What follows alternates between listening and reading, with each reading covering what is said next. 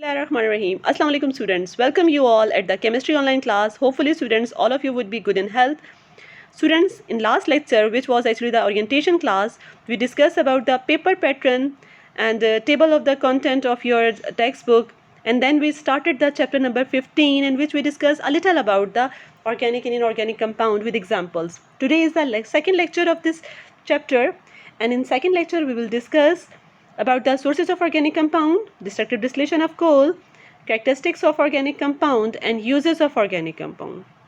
Okay, let's start from the first topic, that is the sources of organic compound.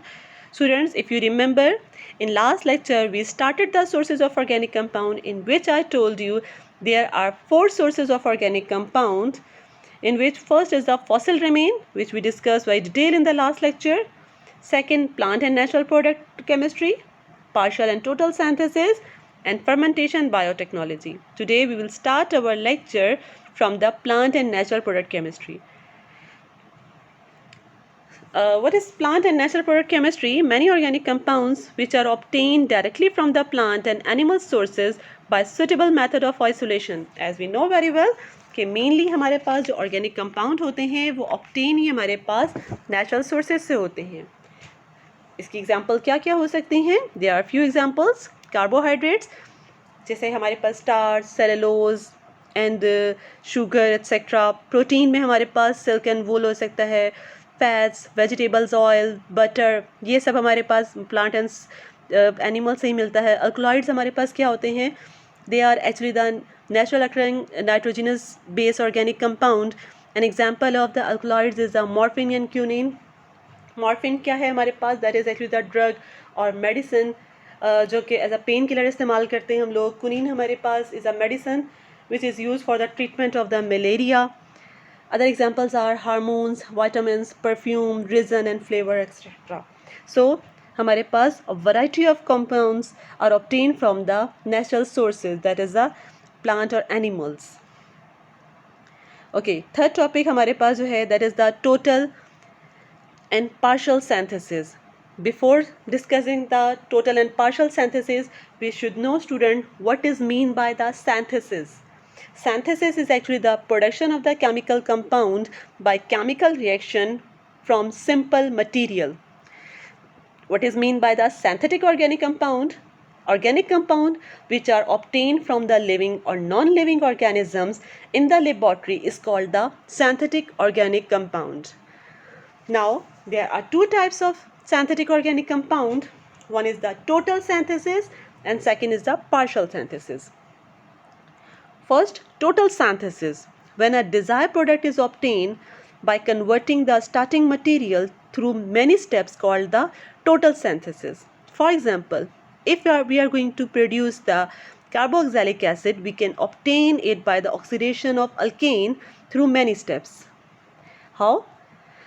For example, if we want to produce the acetic acid in the laboratory, we can obtain it by the oxidation of aldehyde. But for production of aldehyde, we will use the alcohol. By the oxidation of alcohol, we can obtain the aldehyde. And by the oxidation of alkane, we can produce the alcohol. So there are many steps by which we can convert alkane into the acetic acid. You got it, students? That is known as the total synthesis. So there are several steps.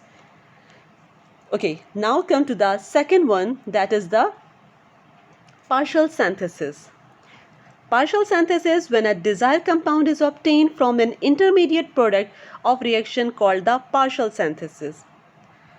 For example, when carboxylic is obtained by the oxidation of aldehyde, skipping the oxidation of alkane and alcohol is known as the partial synthesis. Like if we want to obtain the acetic acid in the laboratory, directly we will take the aldehyde and by oxidation of aldehyde we can obtain acetic acid. We are not concerned about the production of aldehyde, we are not concerned about the production of alcohol. हमें इससे कोई concern नहीं है. हमने सिर्फ aldehyde लिया, चाहे वो हमें जिस भी सोर्स से मिला हो, हमने एल्डिहाइड लिया, उसकी ऑक्सीडेशन की और एसिटिक एसिड को प्रोड्यूस कर दिया. सो the main difference between the total and partial synthesis is actually the starting material. We can say the difference between the partial and total synthesis is actually the starting material. Got it, student? Now, the last topic of the sources of organic compound is the fermentation. The process in which a substance breaks down into simpler substance by the action of microorganisms like yeast or bacteria. For example, in our daily life, we can convert milk into the yogurt. ठीक है, किस तरह से east या bacteria के ज़रिए हम लोग मिल्क को कन्वर्ट कर लेते हैं योगर्ट के अंदर.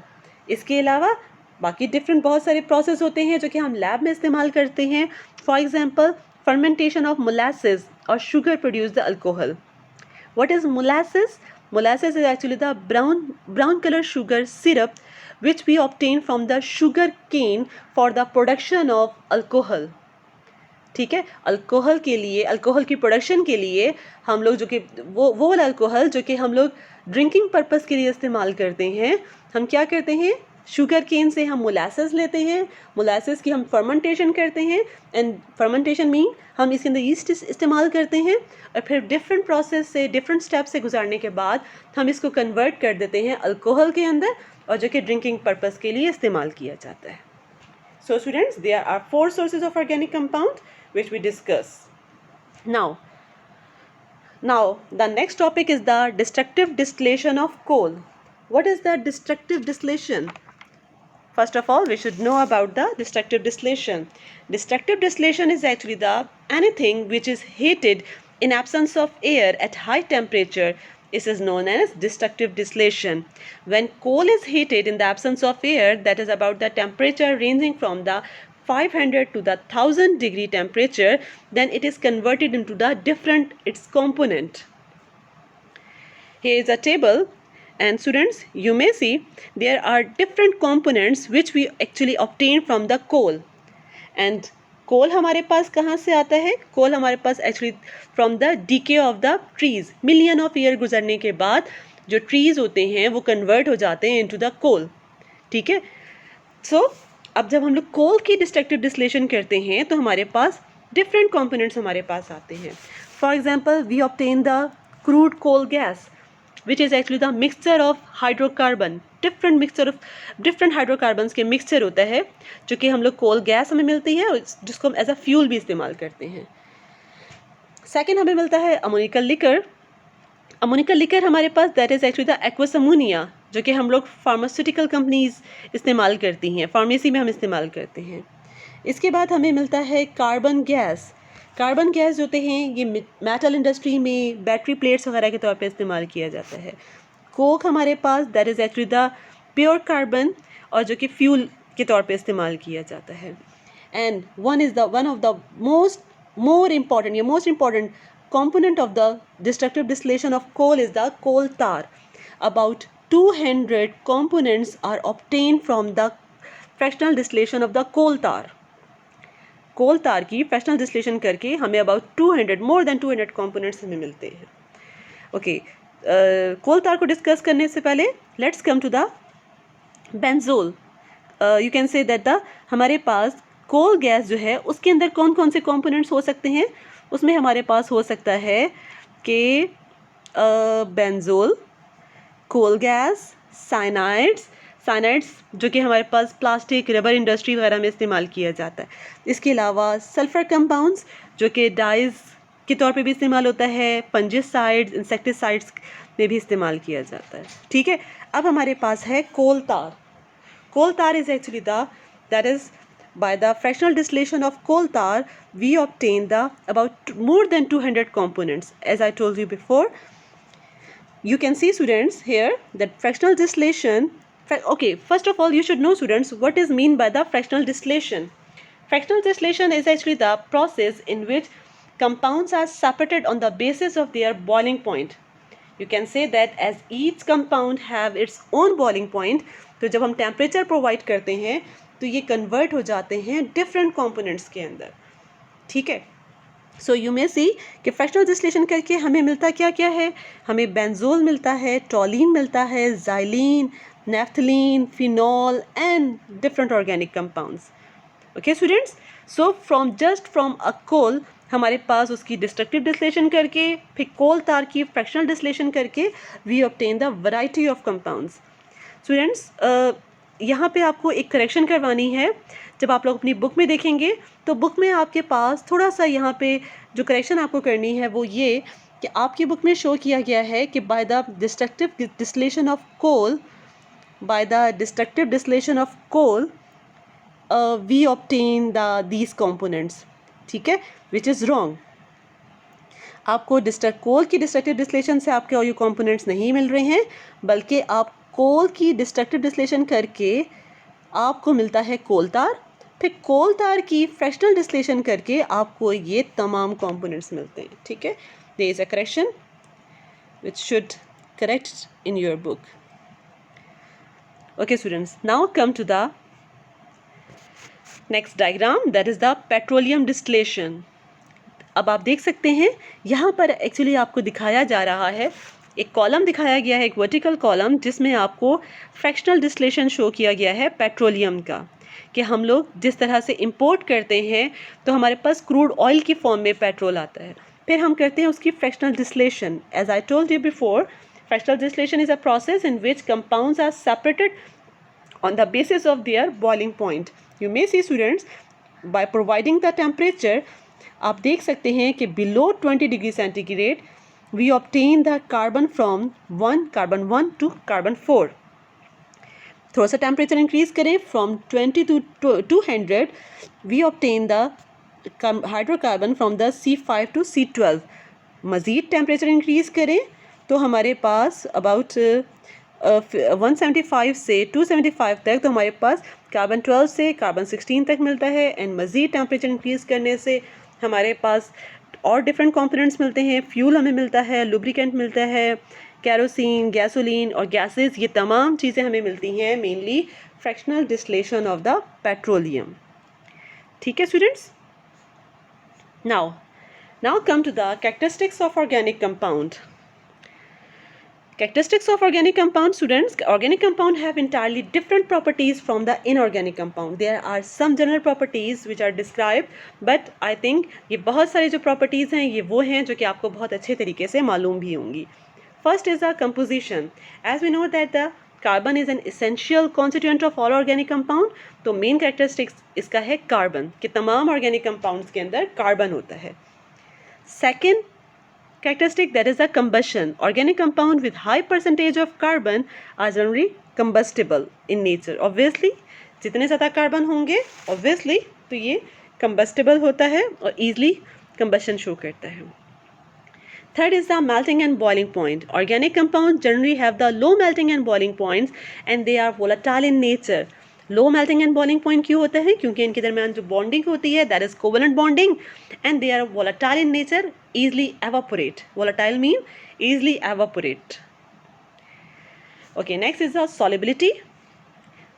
कैसे soluble होते हैं? As we know very well that organic compound are non-polar in nature, mainly non-polar in nature. So यहाँ पे वही फॉर्मूला अप्लाई होता है, like dissolve like. So जितने भी हमारे पास नॉन पोलर सॉल्वेंट्स होते हैं ये ईजिली उनके अंदर डिजॉल्व हो जाता है, but they are less soluble in water. So here applied the like dissolve like formula. Then stability, as since organic compound have the low melting and boiling point, so they decompose at the very high temperature into simpler substances. Different temperature पे ये decompose हो जाते हैं और हमें simple substances देते हैं. Then the electrical conductivity, due to the presence of covalent bonds, organic compounds are actually the poor conductor of electricity, both in the fused state and in the solution form. Sources, we discuss in very detail. Sources of organic compound we obtain from the plant and animal and different sources. Rate of reaction, as we know very well, they are covalent in nature, so the rate of reaction are very slow and need the specific conditions. Okay students, यहाँ पे हमारा topic characteristics of organic compound is completed.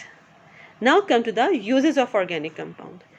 Students, there are variety uses of organic compound. अगर आप अपनी daily life में देखें, अपने घर में देखें, हर जगह आपको ऑर्गेनिक कंपाउंड ही नज़र आएंगे, डिफरेंट कंपोनेंट्स, डिफरेंट चीज़ों के अंदर, medicine, drugs, shampoo, soap, detergent, toothpaste और इसके अलावा डिफरेंट चीज़ों के अंदर हमारे पास ऑर्गेनिक कंपाउंड इस्तेमाल होते हैं।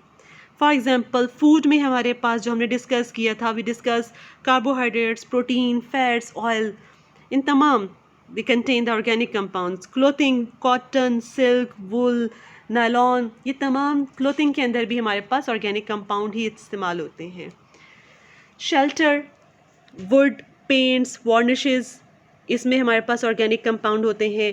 Power and transportation, natural gas, petroleum, coal और इसके अलावा डिफरेंट हम ऑर्गेनिक कंपाउंड इस्तेमाल करते हैं for the transportation. Medicine drugs, there are a variety of medicine and drugs in which organic compounds are used. You can say allopathy में भी and इसके अलावा होम्योपैथी में भी हर तरह में हमारे पास ऑर्गेनिक कंपाउंड्स इस्तेमाल होते हैं।